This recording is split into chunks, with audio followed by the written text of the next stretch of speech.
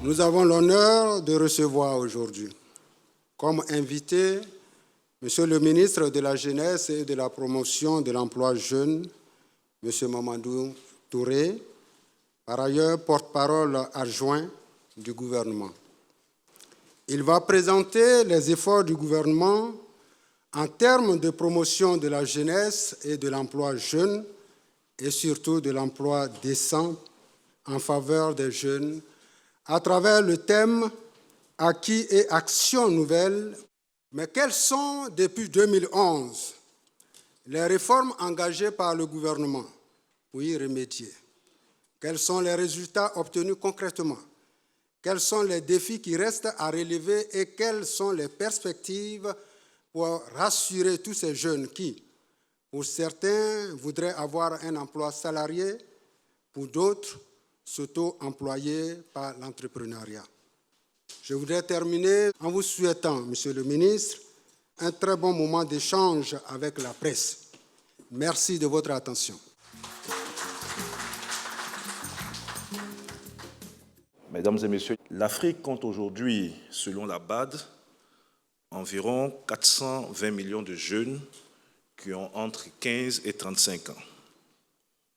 Chaque année, 10 à 12 millions de jeunes africains arrivent sur le marché du travail, là où seulement 3 millions d'emplois formels sont créés annuellement. L'emploi des jeunes se présente donc comme le plus grand défi que doit relever aujourd'hui l'Afrique.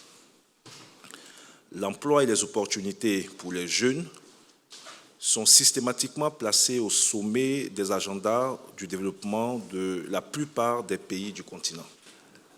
La Côte d'Ivoire n'échappe pas à cette réalité. En effet, selon le recensement général de la population de 2014, la population de la Côte d'Ivoire demeure très jeune. Sa structure par âge montre qu'elle comprend 77,3% d'individus qui ont moins de 35 ans. Les jeunes de 15 à 34 ans, au nombre donc de 8 48 341 individus, constituent 35,5% de la population totale et 63,10% de la population en âge de travailler. C'est donc à juste titre que le président de la République, son Excellence Alassane Ouattara, dès son accession à la magistrature suprême, a inscrit cette catégorie sociale comme l'une des priorités de l'action gouvernementale. Cette volonté politique exprimée a été soutenue par de nombreuses initiatives, actions et programmes en vue de répondre efficacement aux défis qui se posent aux jeunes Ivoiriens. 8 ans après, des acquis considérables ont été obtenus. Toutefois, de nombreux défis restent à relever. C'est dans ce contexte que, dans son adresse à la nation du 6 août 2018, le chef de l'État instruit le gouvernement à l'effet d'accentuer ses efforts en matière de politique sociale en vue d'une amélioration de l'impact social de l'action gouvernementale sur les populations, notamment les plus vulnérables, c'est-à-dire les jeunes et les femmes. En exécution de cette instruction, le gouvernement a élaboré et adopté le programme social du gouvernement PS-Gouv 2019-2020, dont l'objectif est d'accroître le bien-être des populations en apportant des réponses et des solutions efficaces et rapides à leurs préoccupations. L'axe 4 de ce programme social est relatif à l'autonomisation des jeunes et des femmes. Nos actions nouvelles s'inscrivent dans la mise en œuvre de cet ambitieux programme social. Mais avant de les décliner, il convient de faire le point des avancées et d'identifier les défis à relever. Quels sont les acquis, comme ça a été demandé, depuis 2011? Au lendemain de la crise post-électorale, le gouvernement a, avec l'appui de la Banque mondiale, dans l'urgence, initié le programme Emploi Jeunes et Développement des compétences PGDEC, qui a été approuvé en septembre 2011. L'objectif du PGDEC est d'améliorer l'accès aux emplois et le développement des compétences professionnelles des jeunes, hommes et femmes, de tout niveau de qualification âgés de 18 à 35 ans, en situation de sans-emploi ou de sous-emploi. La mise en œuvre depuis 2012 sur l'étendue du territoire national de ce projet enregistre à ce jour 58 300 58 bénéficiaires répartis comme suit. Pour le volet stage, ce sont à peu près 4 213 jeunes qui ont pu bénéficier de ce programme. Pour l'apprentissage, ce sont 10 803 jeunes bénéficiaires. Pour les chantiers écoles, c'est 944 jeunes bénéficiaires. Pour la formation professionnelle, c'est 987 jeunes bénéficiaires. Pour l'entrepreneuriat, c'est 17 017 jeunes bénéficiaires. Et pour les TIMO, 24 386 bénéficiaires. Il faut rappeler que la phase initiale du PGDEC ciblait 27 500 jeunes, pour un montant de 25 milliards de francs CFA. Cette première phase a enregistré un taux de réalisation de 103% des objectifs fixés. Fort de cette performance, le financement additionnel de 25 milliards pour une cible de 31 500 jeunes bénéficiaires a été accordé à la Côte d'Ivoire par la Banque mondiale. Au total, les deux phases ciblent donc environ 59 000 jeunes pour un montant total de 50 milliards de francs CFA. Par ailleurs, la Banque mondiale, que nous tenons à saluer pour l'appui constant apporté à notre pays, vient d'accepter un troisième appui additionnel, financement additionnel du PGDEC à hauteur de 100 millions de dollars, c'est-à-dire près de 60 milliards de francs CFA. Elle a quasiment doublé donc son intervention sur ce programme. Nous avons aussi, dans le cadre des programmes jeunes, le C2D, qui s'inscrit dans le cadre du contrat de désendettement et de développement signé le 1er décembre 2012 entre la République de Côte d'Ivoire et la République française. Ce programme, dont l'objectif est de soutenir et amplifier les dispositifs existants d'accompagnement des jeunes vers l'emploi, comprend trois composantes essentielles: le renforcement de l'employabilité des jeunes, le développement de l'entrepreneuriat et des demandeurs d'emploi, et l'appui institutionnel à la mise en œuvre de la politique nationale de l'emploi et au fonctionnement de l'unité de coordination du programme emploi. Avec un financement de 32 milliards de francs CFA, le CDD emploi jeunes vise 48 598 jeunes âgés de 18 à 40 ans sur toute l'étendue du territoire national durant la période 2013-2023. À ce jour, le projet C2D emploi jeunes totalise 20 774 bénéficiaires qui se déclinent comme suit. Pour le volet stage, 790 bénéficiaires. Pour le volet apprentissage, 222 bénéficiaires. Pour les chantiers écoles, 732 bénéficiaires. Pour l'entrepreneuriat, 13 441 bénéficiaires. Et pour les TIMO, 5 589 bénéficiaires. Enfin, nous avons le dispositif national, notamment l'Agence emploi jeunes. L'Agence emploi jeunes est née de la refonte de structures opérationnelles telles que l'AGEP, le FNJ et le FIDEN, en charge de la promotion et de l'emploi des jeunes. Cela dans un esprit d'efficience, de simplification, afin d'offrir plus de lisibilité aux acteurs concernés par la problématique de l'emploi des jeunes. En effet, la multiplicité des structures opérationnelles de promotion de l'emploi jeune, cette situation n'a pas permis une prise en charge efficace des jeunes demandeurs d'emploi. Le gouvernement a donc procédé à leur rationalisation afin d'accélérer les initiatives gouvernementales en faveur de l'emploi des jeunes. Ainsi, de 2016 à 2018, l'Agence emploi jeunes a enregistré 222 213 bénéficiaires, répartis comme suit. Pour les placements directs, c'est 1499 bénéficiaires. Pour les mises en stage, c'est 24 940 bénéficiaires. Pour le développement des compétences, c'est 104 032 bénéficiaires. Pour les TIMO, c'est 17 244 bénéficiaires. Et pour l'appui à l'auto-emploi et l'entrepreneuriat, c'est 74 598 bénéficiaires. Bien évidemment, en dehors de ces programmes spécifiques, le gouvernement s'est engagé dans des réformes fondées sur le référentiel de l'indice Doing Business pour l'amélioration du climat des affaires. Il s'agit notamment donc de la création des entreprises en 24 heures pour seulement 15 000 francs, l'obtention de permis de construire en 26 jours, la facilitation de l'accès et l'accélération des procédures de déclaration et de paiement des impôts et taxes, ainsi que le remboursement des crédits impôts, la sécurisation de la vie économique à travers la simplification et l'accélération des procédures amiable et judiciaire de règlement des litiges. Ces réformes ont permis, selon le CPC, d'enregistrer la création depuis entre 2015 et 2018, 82 261 emplois. Au total, l'ensemble de ces réformes, politiques et programmes de l'État a contribué à créer, entre 2011 et 2016, suivant l'enquête emploi, 2 623 655 emplois.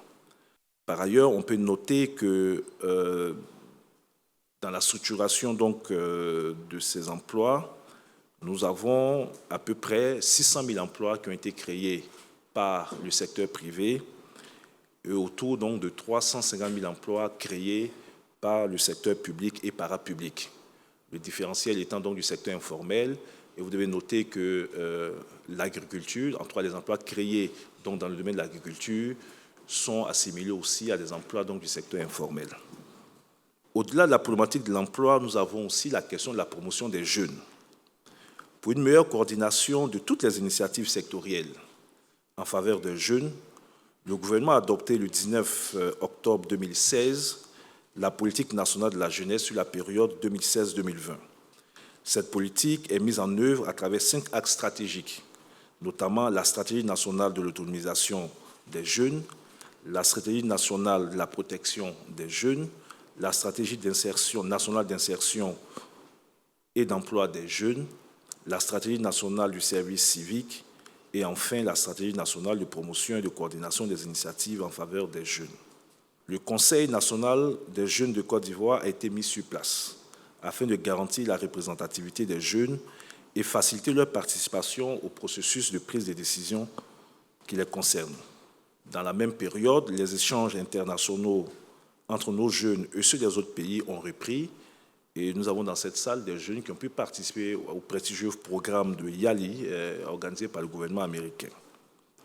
Dans le cadre de la protection des jeunes, plusieurs campagnes de sensibilisation contre les fléaux sociaux tels que la drogue, l'alcool, la radicalisation, la cybercriminalité, l'immigration irrégulière, les grossesses précoces ont été organisées en collaboration avec l'UNICEF et l'UNFPA à l'endroit de 1 411 899 jeunes. Évidemment, nous avons pu mettre en place une plateforme d'information et d'interaction entre les adolescents et entre les jeunes, dénommée YouReport, qui a été mise en place en collaboration avec l'UNICEF. Et à ce jour, nous sommes à près de 600 000 jeunes qui interagissent donc entre eux au sein de cette plateforme. En dépit des résultats remarquables obtenus, des écueils subsistaient. Ainsi, dès notre prise de fonction et au regard des objectifs qui nous étaient assignés, des audits organisationnels de l'Agence Emploi Jeunes ont été réalisés avec l'appui de l'AFD, de Pôle emploi et d'un cabinet indépendant. Ensuite, nous avons organisé les États généraux de la jeunesse du 9 au 11 janvier 2019, avec pour objectif de recueillir l'avis des jeunes sur les traitements des questions qui les concernent. Les conclusions de l'audit organisationnel des États généraux de la jeunesse ont permis d'identifier les défis à relever et apporter des réponses adéquates. Au titre des réformes et actions entreprises, nous pourrons noter que pour relever les défis et apporter des réponses notables, des actions prioritaires ont été entreprises par notre département ministériel à travers différentes réformes. Au titre donc de la promotion de la jeunesse, le cadre juridique régissant l'encadrement et l'accompagnement des jeunes s'est avéré inadapté aux réalités des jeunes aujourd'hui. Le texte juridique principal est le décret de 1972 sur les associations de la jeunesse. Il a été donc recommandé au cours des États généraux de réformer le cadre juridique et réglementaire de la jeunesse. Dans ce cadre, une équipe d'experts de mon département ministériel et d'autres ministères est à pied d'œuvre pour proposer l'avant-projet d'une loi d'orientation sur la jeunesse qui doit définir les règles et principes directeurs qui régiront la définition des politiques et programmes d'organisation, d'encadrement et d'accompagnement des jeunes. Nous envisageons soumettre cet avant-projet de loi au Conseil des ministres avant la fin de l'année 2019. Cette loi sera suivie de plusieurs projets de décrets d'application, dont un portant sur l'organisation des associations de jeunesse et un autre sur le Conseil national de jeunesse. En attendant que le processus d'adoption des lois d'orientation et des décrets subséquents soit achevé, un projet d'arrêté a été élaboré pour consacrer les points d'accord trouvés avec les jeunes sur le statut et l'organisation du Conseil national des jeunes de Côte d'Ivoire. Dans le cadre du renforcement des capacités des organisations de jeunesse et les fêtières des organisations de jeunesse, on souhaitait un accompagnement plus fort de l'État à travers des subventions et un appui afin d'acquérir des sièges, par exemple, ou fonctionner. En réponse à cette demande, nous avons décidé d'augmenter les subventions au CNJ qui passerait donc de 70 millions à 100 millions de francs CFA et d'octroyer une subvention de 10 millions à chacune des fêtières d'organisations de jeunesse. Cette année, elles recevront toutes ces subventions. Cependant, à partir de l'année prochaine, cette subvention sera donc subordonnée à la présentation d'un rapport d'activité et d'un bilan financier donc de ces fêtières. Relativement au renforcement des capacités des organisations de jeunesse et des jeunes, des formations sont envisagées. Celles-ci porteront essentiellement sur la gestion, la gouvernance associative, les habiletés de leadership des jeunes et la prise en compte du genre dans la vie associative donc de la jeunesse.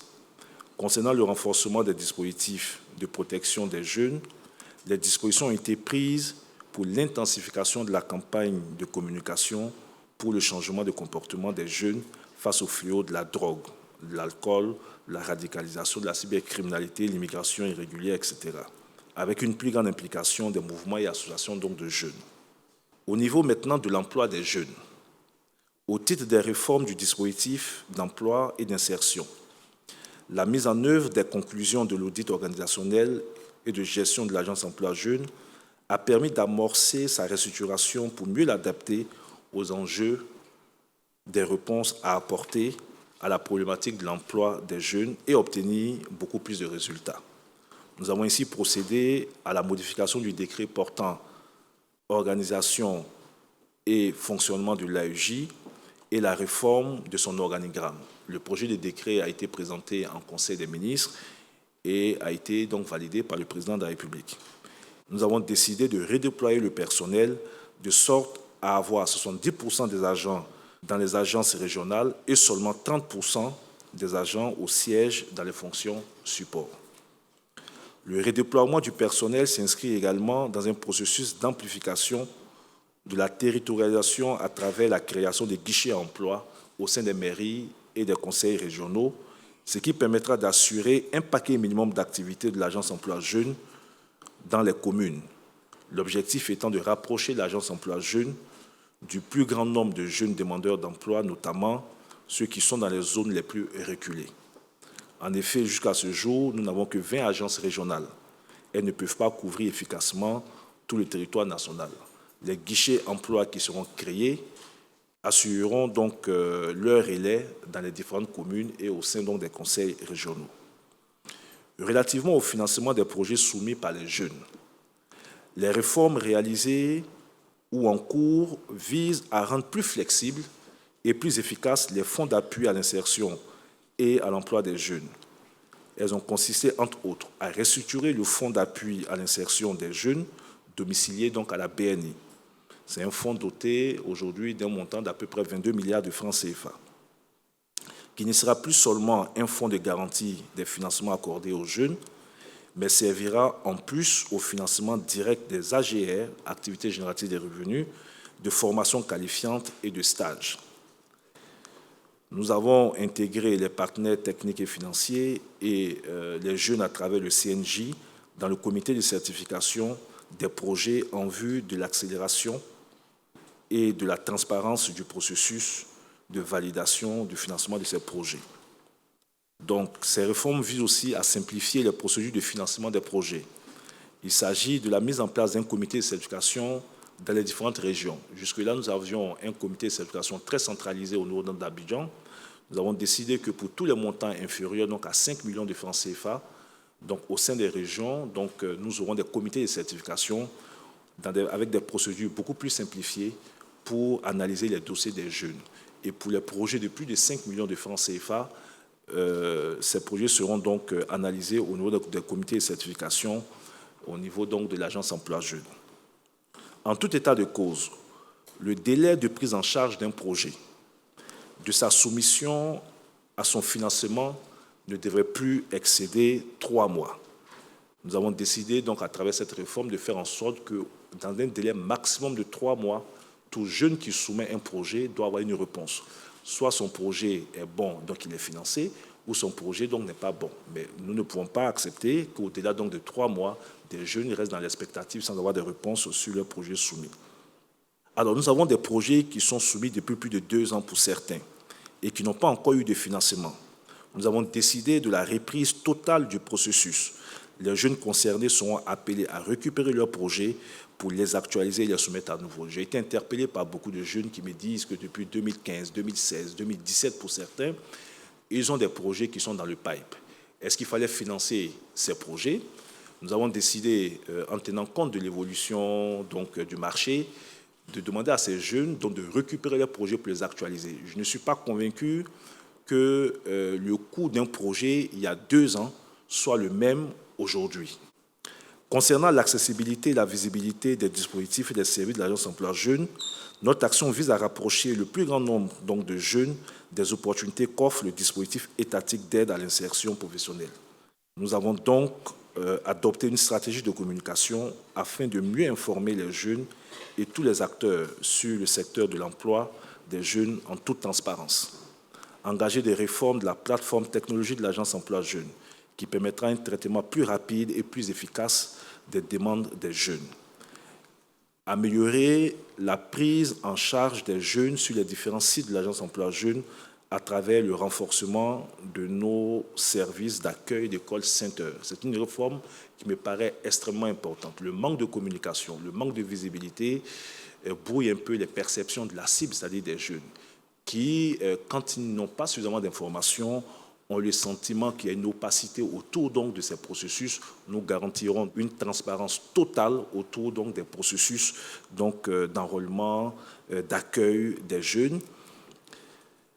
Alors, toutes ces réformes doivent nous aider, et vous l'aurez compris, à une meilleure mise en œuvre donc, du programme social du gouvernement. Nous avions un objectif qui nous avait été assigné. Et sans ces réformes, nous ne pourrions pas garantir le succès du programme social du gouvernement dans son AS 4. Mais la mise en œuvre de ces réformes garantira le succès donc, du programme social du gouvernement dans son AS 4 sur l'insertion des jeunes. Pour accentuer la lutte contre le chômage et amplifier la création d'emplois, notre action immédiate s'inscrit dans le cadre de la mise en œuvre donc, de l'action de l'AS 4 du programme social du gouvernement, dont l'objectif à terme est d'insérer 500 000 jeunes les 2 prochaines années. D'ores et déjà, notre démarche nous a permis d'identifier 305 030 opportunités pour les jeunes pour un coût global de 141 milliards de francs CFA. Les différentes composantes pour le PGDEC, nous avons essentiellement 4 composantes. Nous avons le programme de mise en stage des jeunes, avec donc les stages donc, de validation des diplômes et les stages de qualification. Nous avons le programme de développement de l'entrepreneuriat et nous avons enfin les travaux à haute intensité donc, de main-d'œuvre. Alors, un objectif de 500 000 emplois nous a été fixé. Comment atteindre ces 500 000 emplois?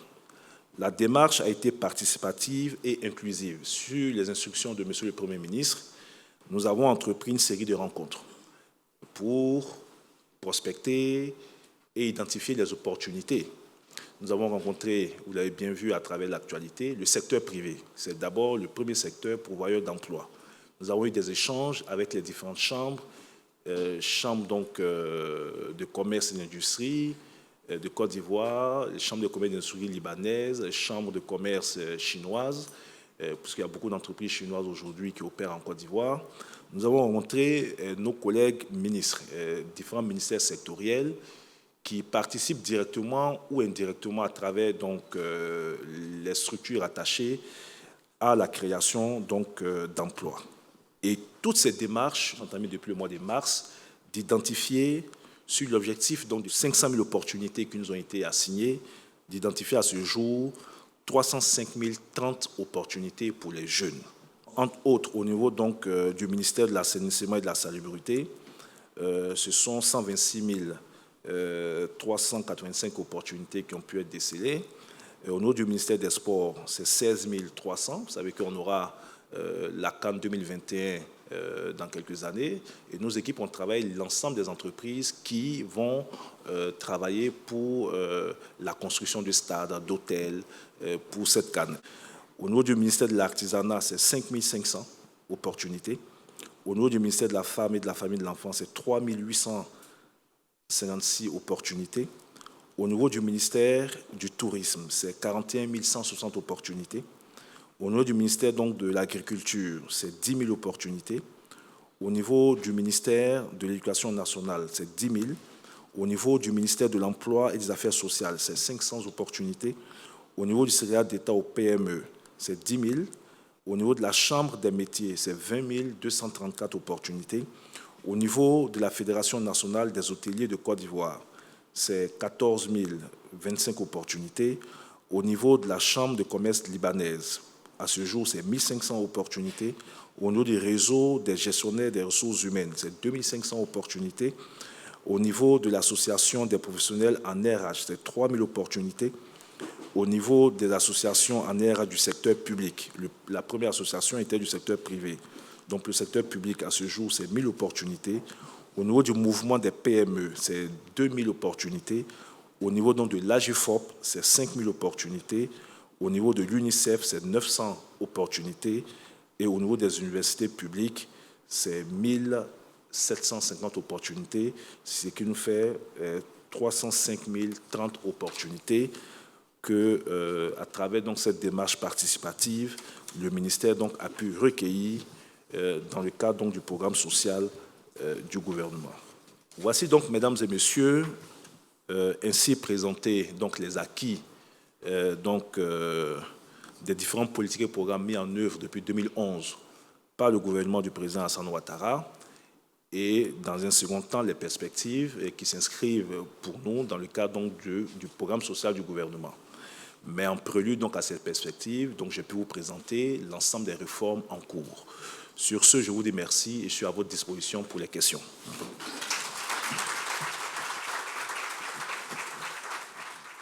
Comment le ministère compte-t-il s'y prendre pour développer l'employabilité de ces demandeurs de premiers emplois en Côte d'Ivoire à l'ère où les entreprises s'intéressent plutôt à ces personnes qui ont plus d'années d'expérience?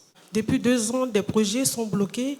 Je voudrais savoir les raisons de ce blocage et puis quels sont les différents problèmes qui ont été évoqués afin que ces préoccupations puissent être prises en compte et réglées à l'avenir. Vous avez parlé de la forte proportion des jeunes dans la population ivoirienne, mais concernant l'emploi, on n'a pas parlé du taux de chômage au niveau des jeunes.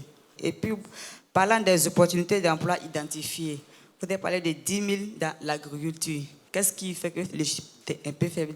Alors, la plupart des jeunes qui sont des primo-demandeurs d'emploi dans notre pays sont réellement confrontés donc, à ce phénomène.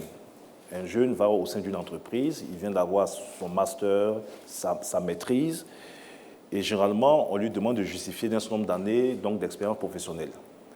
Alors, le jeune vous dira, mais comment, si on ne me donne pas la chance d'avoir une opportunité de travailler, comment est-ce que je peux justifier donc d'une année d'expérience professionnelle ou de 2 années d'expérience professionnelle? C'est un problème réel qui a été pris à bras le corps par le gouvernement ivoirien. Dans le cadre des programmes que je viens de décliner, nous avons, je vous ai parlé tout à l'heure, des stages à 2 niveaux. Le programme de stage de validation des diplômes et les programmes de stage que nous appelons stage de qualification ou pré-emploi. Le programme de stage permettra de régler en même temps 2 problèmes. Tous ces milliers de jeunes Ivoiriens qui obtiennent des diplômes, qui sont admissibles par exemple au BTS, mais qui n'arrivent pas à valider leur diplôme parce qu'ils n'ont pas pu avoir des stages de validation de diplôme. Dans le cadre du programme social du gouvernement, c'est à peu près 150 000 jeunes que nous ciblons, à qui nous comptons offrir des opportunités de stage. Le dispositif permettra de faire des stages en 3 mois, en vue de la validation déjà de leur diplôme. Ils auront un pécule qui va servir essentiellement à les aider pour le transport. Donc ça, c'est le premier volet. Pour en venir à votre question qui est réglée par le deuxième volet, notamment les stages de qualification. Nous avons un dispositif qui marche déjà plus ou moins bien, qui est déjà expérimenté. C'est tous ces jeunes que nous mettons en situation de travail, que ce soit sur financement Banque mondiale à travers le PGDEC ou directement financement État avec donc l'Agence Emploi Jeunes. Depuis plusieurs années, des jeunes sont mis en stage auprès d'entreprises, mais en situation de travail, avec un contrat de stage de 6 mois renouvelable une fois. Normalement, ce programme de stage de 6 mois renouvelable une fois permet aux jeunes d'acquérir ses premières expériences professionnelles. Dans le processus de finalisation de notre programme, de structuration du programme pour le PS-Gouv, et au cours des échanges que nous avons avec le secteur privé, puisque les jeunes sont placés essentiellement auprès donc, du secteur privé, des difficultés ont apparu. Nous avons donc décidé d'étendre ce programme à 1 an en accord avec le secteur privé. Donc aujourd'hui, avec le dispositif qui va se mettre en place dans le cadre du programme social du gouvernement, tout jeune Ivoirien qui sera placé en situation de pré-emploi aura pendant 1 an une situation donc, de quasi-travail au sein donc, des entreprises. L'État interviendra pour soulager les entreprises parce qu'un pécule de 45 000 francs CFA par mois sera versé par l'État de Côte d'Ivoire pendant la période d'une année.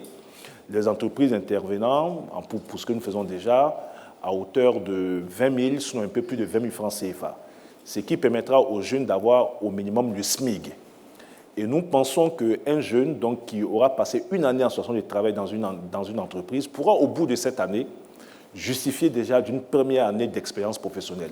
Voici la réponse concrète que le gouvernement compte apporter à l'épineuse question donc, du manque d'expérience professionnelle des jeunes dans la recherche de l'emploi. Je vous ai parlé tout à l'heure donc, de la plateforme de financement. Vous devez savoir que cette plateforme de financement, telle que structurée aujourd'hui, mais qui sera réformée, nous avions un comité de certification au sein de l'Agence Emploi Jeunes. Ce comité recevait donc tous les dossiers des jeunes, après donc, un travail de coaching qui était fait par les conseillers projets. Et lorsque le jeune soumettait son projet, le comité de certification donc, analysait donc, le projet. Ce que nous avons constaté, c'est à peu près 3000 dossiers donc, qui ont été présentés. Et lorsque nous regardons au bout de la chaîne, nous n'avons pas plus de 200 dossiers qui ont été réellement financés. Il nous fallait revoir tout ça. Et puis, il y a quelques dossiers qui étaient financés. Quel est le mécanisme de suivi? On donne ça quand même des ressources publiques qui sont données donc à des personnes pour entreprendre. Et quelles sont les garanties et le suivi après même financement pour les quelques projets financés? Nous avons constaté qu'il y avait une faiblesse à ce niveau. Donc, nous avons décidé donc de revoir complètement cette plateforme. Combien de jeunes Ivoiriens savaient qu'à la BNI, l'État de Côte d'Ivoire avait mis plusieurs milliards de francs CFA pour les soutenir dans leurs projets en entrepreneuriat? Il nous fallait d'abord de la transparence autour de ce fonds et le rendre accessible à l'ensemble des jeunes de Côte d'Ivoire qui pouvaient donc prétendre donc, déposer des dossiers pour se voir financer. Deuxièmement, il nous fallait la réforme du comité de certification, donc le comité qui reçoit donc, le dossier. Nous avons inversé la procédure. Tous les dossiers passent d'abord en comité de crédit à la banque. Quand la banque aura fini donc, de faire son analyse financière, le comité de certification donc, pourra décider si un projet est financé ou pas. Nous avons des ressources limitées. Ce que nous avons décidé, comme 75% des projets soumis sont d'un montant inférieur à 5 millions de francs CFA, nous allons avoir une procédure très simplifiée pour que ces 75% des projets soient analysés dans le comité de certification au niveau local, avec le conseil régional, les collectivités territoriales. Mais il se peut aussi que les mairies et les conseils régionaux n'arrivent pas à financer l'ensemble des projets. Nous rétablirons aussi une collaboration avec les banques pour que les dossiers qui n'auront pas été pris en compte puissent être recommandés par notre département pour demander donc, aux banques donc, de financer. Il faut qu'on arrive donc, dans un futur plus ou moins proche à faire en sorte que les banques aient confiance aux jeunes entrepreneurs. Sur la question du taux de chômage, la BAL dit qu'il y a des emplois irréguliers. Les emplois irréguliers, ce sont donc les emplois familiaux. Ce sont donc des emplois temporaires, ce sont donc des petits jobs que les jeunes font de temps en temps. Lorsqu'on prend le taux combiné d'emplois, de taux de chômage strict, plus les emplois irréguliers, dans la plupart des pays africains, on se retrouve entre 70 et 90%. La BAD dit dans son rapport, par exemple, que le Bénin, qui a un taux de chômage de 1,7%, mais lorsqu'on ajoute les emplois irréguliers, taux de chômage plus emplois irréguliers, on se retrouve à 90%. Et qu'en Côte d'Ivoire, on est entre 70% et 90%. Mais vous, les journalistes, vous avez dit que la BAD dit qu'il y a 70% de chômeurs. Ce n'est pas vrai. Je pense que dans une approche aussi de compréhension, ce n'est pas pour faire la polémique, pour masquer. Si nous nous satisfaisons donc des résultats, si le gouvernement voulait se contenter simplement de l'apparence en disant que, bon, écoutez, il y a 2,6% de chômeurs en Côte d'Ivoire, le président n'aurait jamais instruit pour qu'il y ait ce programme ambitieux pour traiter donc toute cette catégorie donc, de jeunes. C'est parce que nous estimons que le taux de chômage OIT, qui est un taux de chômage avec un mécanisme de calcul standard pour tous les pays au monde, ne prend pas suffisamment en compte les réalités donc, des jeunes africains. Alors, les 2,6%, ce n'est pas le chômage des jeunes, c'est le taux de chômage global. Mais dans tous les pays, le taux de chômage donc, des jeunes est beaucoup plus élevé que la moyenne générale. Dans la démarche qui a consisté à travailler avec nos différents collègues, le ministère de l'Agriculture est le dernier ministère que nous avons rencontré. Le travail eu avec le ministre Sarafoua fait ressortir qu'effectivement, le premier secteur pourvoyeur d'emploi dans notre pays, c'est le secteur de l'agriculture. Et d'ailleurs, la structuration des 2 600 000 emplois que nous avons présentés, c'était donc le chiffre donc, de 2016. Et déjà à cette époque, nous avions à peu près 1 100 000 emplois qui avaient pu être générés donc, dans le secteur donc, de l'agriculture. Lors d'une conférence de presse, Monsieur le ministre, vous avez annoncé d'ici 2020, 100 000 emplois seront disponibles. Monsieur le ministre, nous sommes à un pas de 2020. Est-ce que le défi de ces 100 000 emplois sera-t-il relevé? Aux assises des États généraux de la jeunesse que votre département ministériel a organisé récemment, il y a eu des recommandations au nombre desquelles l'organisation d'un conseil présidentiel annuel sur l'emploi des jeunes.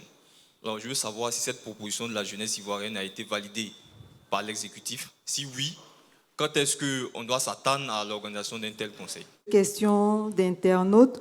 Est-ce qu'un porteur de projet qui a 40 ans peut avoir un financement? Et toujours dans la même veine, un autre voudrait connaître les critères pour être éligible au financement de projet. Au cours du mois d'octobre 2018, nous avons dit que nous projetons donc la création de 100 000 emplois sur les 2 ans. Pour être très précis, c'était 98 642 emplois. Mais je vous ai dit que le Premier ministre nous a instruit donc à l'effet de passer à échelle. Et le Premier ministre a estimé que les 98 000 emplois, c'est bon, mais mis devant les attentes des jeunes, c'était insuffisant. Donc il fallait passer à un objectif de 500 000 emplois sur les 2 prochaines années. Donc oubliez donc, les 100 000 emplois. L'objectif a été actualisé pour 500 000 emplois. Et je vous ai dit que la démarche pour nous, puisque c'est vrai que nous avons en charge la coordination de la politique gouvernementale en termes d'insertion des jeunes, mais ce n'est pas notre seul ministère qui crée de l'emploi. Le secteur privé crée de l'emploi. Vous avez donc d'autres ministères qui participent directement ou indirectement donc, à la création de l'emploi. Notre rôle a été de mobiliser tous les acteurs pour que cet objectif soit partagé par tout le monde, secteur privé, structures étatiques et autres. Et qu'en mobilisant tout le monde, nous puissions dire effectivement, sur l'objectif qui a été assigné, combien nous pouvons avoir donc comme opportunité. Et je vous ai dit que sur les 500 000 à date aujourd'hui, après tous ces échanges, c'est 303 000 opportunités donc, qui ont pu être mobilisées pour un financement donc, de 141 milliards de francs CFA. Donc voilà un peu ce que je peux dire. Oui, effectivement, les États généraux de la jeunesse ont préconisé l'organisation d'abord d'un conseil consultatif présidé par le Premier ministre sur donc, les questions de jeunesse, emploi et promotion, et un conseil présidentiel. Je peux vous dire que le Premier ministre a validé cette idée. À travers donc, le comité consultatif, nous pourrions donc avoir une approche plus cohérente et un cas de discussion donc, unique avec le secteur privé. Notre proposition, c'est que ce conseil consultatif prépare un conseil présidentiel. Pour l'ensemble de nos programmes, donc s'il a 40 ans, il est éligible. Parce que les programmes prennent en compte tous les jeunes qui ont tous les jeunes jusqu'à 40 ans. Si vous avez plus plus de 40 ans et que dans le cadre d'un projet collectif, vous travaillez avec des personnes qui ont tout au plus 40 ans, vous êtes éligible donc au financement. Les critères d'éligibilité sont fonction des programmes. Les critères d'éligibilité peuvent varier selon que vous voulez faire un stage, ou bien vous voulez entreprendre, ou bien vous voulez faire des TIMO. Donc chaque programme a ses critères d'éligibilité. Qu'est-ce qui a coincé pour que le social n'ait pas été au cœur de la stratégie? C'est pratiquement à quelques mois des échéances qu'on nous parle d'année du social. Avant l'avènement du président Ouattara au pouvoir, des jeunes s'étaient présentés à des concours. Ces concours ont été annulés. Ces jeunes se sont retrouvés au chômage. Qu'est-ce que le gouvernement du président Ouattara, dans le cadre de son programme social, a fait de façon spécifique pour ces jeunes-là qui avaient eu de l'espoir? Je voudrais savoir ce que vous faites pour insérer dans le tissu socio-économique les ex-candidats à l'immigration clandestine, mais aussi quelle est la politique mise en place pour encourager ces jeunes à rester au pays? On veut toujours amener des questions politiques là où le débat peut être neutre et les enjeux sont tels que ce n'est pas forcément des questions politiques. Quand vous avez vu ma présentation, vous ne pouvez pas me poser la question qu'est-ce qui n'a pas marché. Je vous ai donné chiffres à l'appui de façon très concrète, que ce soit sur le financement donc bailleur ou financement donc État de Côte d'Ivoire. Par exemple, j'ai pris le PGDEC, je vous ai dit que c'est près de 60 000 jeunes qui ont pu bénéficier donc de programmes et de financements. Mais ces jeunes ont vu leur vie qui a changé. Ce qu'on demande dans une approche honnête, c'est de reconnaître qu'il y a quand même des choses qui ont été faites. Et c'est nous-mêmes qui avons dit que ce qui a été fait reste encore en deçà des attentes. Et c'est parce que ça reste encore au deçà des attentes que le président de la République a demandé une amplification donc, des différents programmes pour prendre en compte un plus grand nombre de jeunes. Le président Ouattara, quand il est arrivé, ses premières mesures, c'était donc au niveau social. Au lendemain de la crise post-électorale, vous savez très bien dans quelle situation était notre pays. Il fallait donc trouver des opportunités donc, pour construire des écoles pour les jeunes. Il fallait donc mettre l'eau potable par endroit. Il fallait donc procéder à l'électrification par endroit. Ça a été fait. Mais le président dit, malgré tout ça, avec le taux de croissance que nous avons, les ententes restent encore nombreuses. Je veux un programme spécial pour amplifier. Ça ne veut pas dire que rien n'a été fait. C'est une amplification donc, de ce qui a été déjà fait pour toucher un plus grand nombre donc, de jeunes. En tout cas, les 10 000 jeunes qui ont été recrutés dans le cadre donc, du programme pour renforcer donc, l'enseignement vont commencer à enseigner donc, à la rentrée prochaine. Et je vous donne rendez-vous même pas dans 2 mois, dans quelques jours, lorsque nous allons donc lancer le programme de recrutement de 2500 jeunes dans le cadre des TIMO. Et je vous donne aussi rendez-vous dans quelques jours, parce que les 1800 jeunes qui ont été recrutés pour la couverture maladie universelle seront réunis à Yamoussoukro pour une formation avant donc d'aller sur le terrain. La question des jeunes qui ont passé des concours. Alors, avant de répondre à la question, peut-être que c'est bon pour tout le monde qu'on comprenne, qu'on revienne dans le contexte. Il y a tellement longtemps, parce que c'était quand même la période 2010-2011. Nous avions des contradictions. Notamment sur qui a la légitimité au nom de l'État de Côte d'Ivoire. Vous aviez 2 gouvernements, un gouvernement élu, donc reconnu par la communauté internationale, et un autre gouvernement à qui était déniée donc toute légitimité. Ces jeunes qui, eux, étaient plus mus par la recherche d'opportunités, qui peut-être n'ont pas été très regardants dans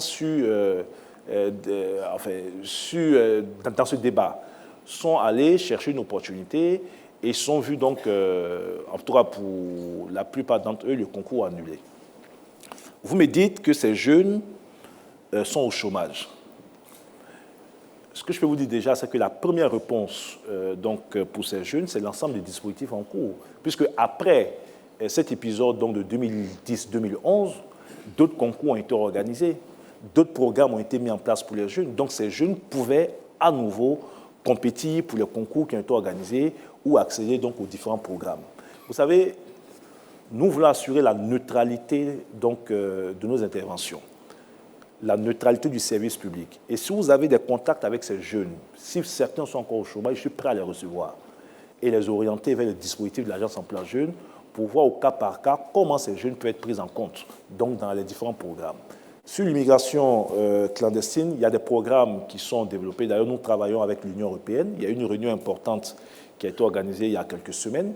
Et dans le cadre du dialogue entre l'Union européenne et le gouvernement donc, de Côte d'Ivoire, et l'un des points importants, ça a été donc la gestion donc, des questions liées à l'immigration irrégulière, puisque l'Union européenne a mobilisé un fonds pour aider non seulement au retour, mais à l'insertion de ces jeunes. Et mon département ministériel participe à la mise en œuvre donc, de ce programme.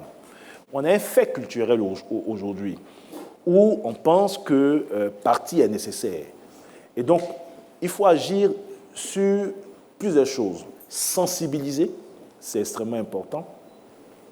Sanctionner, démanteler, sanctionner les filières donc, de trafic et les filières donc, qui organisent ces départs, et puis mettre en place donc, des programmes efficaces pour donner des opportunités donc, à ces jeunes. Monsieur le ministre, le Conseil national des jeunes de Côte d'Ivoire est confronté à des difficultés d'ordre organisationnel. Comment comptez-vous gérer cette question? J'ai dit dans mon intervention que les États généraux ont permis de discuter donc, du statut du Conseil national des jeunes. Et il y a un arrêté qui sera pris dans les prochains jours pour renforcer le dispositif du Conseil national des jeunes. Et lorsque nous aurons la loi d'orientation, ce qui serait une première dans notre pays, qui va prendre en compte toutes les problématiques donc, des jeunes, de cette loi-là va découler un nouveau décret sur le Conseil national des jeunes. Ce que vous devez savoir, le Conseil national des jeunes est issu d'un processus de l'OIF. Les États ont voulu, à un moment donné, que la participation des jeunes au processus de prise de décision soit une réalité à travers donc, cette organisation. Vous avez différentes organisations de jeunesse dans différents secteurs d'activité, toutes les organisations au sein d'une fêtière, pour en faire l'interface entre l'État et les jeunes. Le processus a été conduit. C'est vrai qu'il y a des difficultés, puisque les autres organisations disent ne pas se reconnaître dans le Conseil actuel, parce qu'ils estiment qu'ils ne sont pas seulement représentés donc, dans le Conseil actuel. Nous sommes d'accord aujourd'hui avec le président Edima que le nouvel arrêté qui sera pris permettra donc d'intégrer toutes les autres organisations de jeunesse. Pour jouer pleinement leur rôle, ils doivent accepter d'être démocratiques. Les subventions que nous allons leur apporter, c'est de l'argent public. Je leur ai dit, pour la première année, nous allons donc leur donner, pour les organisations, c'est-à-dire les fêtières, 10 millions à chacune des organisations, et le CNJ qui avait 70 millions passe à 100 millions. Mais ce que j'attends d'eux, c'est que chaque année, il y aura une commission pour qu'ils soient éligibles à ces fonds. Ça ne sera pas un financement systématique. Et nous serons regardants sur l'utilisation qu'ils feront donc de ces ressources. Et c'est la justification de l'utilisation rationnelle, efficace, à bon escient de ces ressources qui peut les rendre éligibles donc, à un nouveau financement. Monsieur le ministre, l'affaire de la ferme de Dougoutigui, de quoi s'agit-il? Dougoutigui aujourd'hui est propriétaire d'un terrain à Zagué qui nous a coûté 8 millions de francs CFA et qui porte son nom. Dougoutigui aujourd'hui a sa ferme qui est en pleine construction. Rien ne nous obligeait, ce n'était pas la recherche de publicité qui nous a amené à recevoir ce jeune. J'avais moi-même souhaité qu'il n'y ait aucune communication, et je l'ai dit à mes collègues, qu'il n'y ait aucune communication autour donc, du jeune en rapport avec ce que nous avons promis jusqu'à ce que la ferme soit faite. C'est pour ça que même sa formation à Yamoussoukro, d'autres auraient surcommuniqué, on aurait vu Dougoutigui en pleine formation, on n'a pas voulu communiquer. J'ai souhaité qu'on aille au bout du processus. La ferme de Dougoutigui va coûter 14 millions de francs CFA. Si vous ajoutez à ces 14 millions de francs CFA les 8 millions qu'a coûté donc la terre qui lui est mise à disposition, c'est 22 millions de francs CFA que Dougoutigui aura comme financement pour sa ferme. Alors, ce qui est intéressant dans sa situation, et c'est ce qui m'a poussé à l'aider, c'est que voilà un jeune qui n'a pas un grand niveau scolaire, CM2. D'ailleurs, non, c'est important, il est au CM2. D'ailleurs, c'est ce qui même m'a fait tiquer, parce que quand j'ai vu la publication sur sa page, le niveau de langage, et que je mets ça en comparaison avec le niveau scolaire de Dougoutigui, j'ai compris tout ce que ce n'est pas Dougoutigui qui a écrit. Même si peut-être qu'il a dit à quelqu'un d'écrire, mais ça ne peut pas être lui. Voilà un jeune qui a perdu ses parents, qui gère donc la ferme de son oncle, qui a un revenu moyen de 30 000 francs CFA au maximum par mois, qui aurait pu totalement dévier, qui aurait pu s'adonner donc à la consommation de l'alcool, à agresser, mais qui, malgré la précarité dans laquelle il est, arrive à trouver une joie de vivre. Pour moi, Dorothée doit être un exemple pour d'autres jeunes à qui on va envoyer un message pour dire que tout est possible dans la vie. Et le contrat que nous avons avec Dorothée, c'est que quand il aura sa ferme de 3000 poulets, une partie du personnel qui va travailler dans la ferme de Dorothée doit être aussi des jeunes à qui Dorothée va donner une chance de formation dans le domaine de l'agriculture. L'idée pour nous, c'est d'aider beaucoup de Dorothée. Tous les dispositifs que nous mettons en place, l'égalité des chances des jeunes, où on ne soit pas obligé de connaître quelqu'un et d'avoir des parents placés ici. Et ça, je le dis à tous mes collaborateurs. Tous les jeunes doivent avoir une égalité des chances. Et notre mission, notre vocation au sein du ministère, c'est donc d'assurer cela. Voilà ce que je peux dire pour répondre donc à la polémique, qui n'en était pas une, sur donc l'affaire Dorothée. Ce que je veux qu'on retienne, c'est la volonté politique donc d'aller plus loin dans l'adressage des problèmes qui concernent les jeunes. Et dans le cadre donc, du programme social du gouvernement, nous avons une grande ambition donc, de faire en sorte que 500 000 jeunes puissent bénéficier donc, de diverses opportunités. Ce que je veux qu'on retienne, c'est notre volonté de redonner confiance aux jeunes dans le dispositif qui est le leur. Nous avons, c'est vrai, eu des résultats, mais il y a des réformes qui étaient nécessaires. Et l'Agence emploi jeunes aujourd'hui est en train d'être réformée. Nous avons pris l'option donc, de développer le partenariat avec les collectivités territoriales et à faire en sorte que les guichets emploi qui seront ouverts donc, dans les 201 communes et au sein donc, des collectivités des régions puissent rapprocher nos services donc, des jeunes sur l'ensemble donc, du territoire. Je m'adresse aux jeunes. Venez tester le dispositif. C'est votre dispositif. Il peut exister encore quelques difficultés, mais relevez ces difficultés, informez-nous sur ces difficultés. Tout ce qui est entrepris, c'est pour vous. Je demande aux jeunes donc de se faire connaître auprès donc, des guichets emploi et auprès donc, de l'Alliance emploi jeunes. Voici les actions concrètes que le gouvernement a eu à mener ces 8 dernières années. Énormément de choses ont été faites. Il reste encore beaucoup de choses, mais nous maintenons le cap. Je vais leur demander de garder espoir et nous allons réussir. Je vous remercie.